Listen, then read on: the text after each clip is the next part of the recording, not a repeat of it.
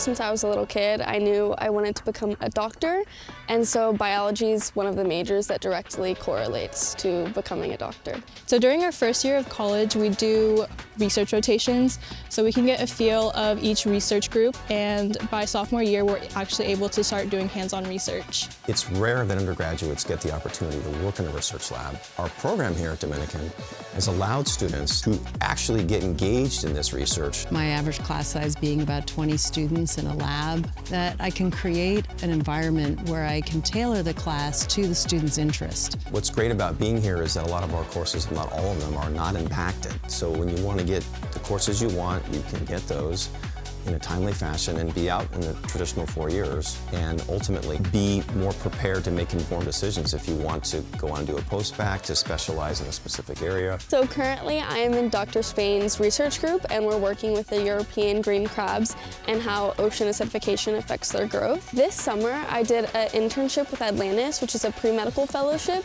where I actually went to Portugal and I was able to shadow in 2 different hospitals with 2 different specialties, vascular surgery as well as oncology. I'm definitely interested in going to grad school, and I feel like the biology program here really sets you up for that. It's getting very competitive to get into graduate school now. And what they're actually looking for is students who have undergraduate research. And I really am a big believer that words don't teach, life experiences do.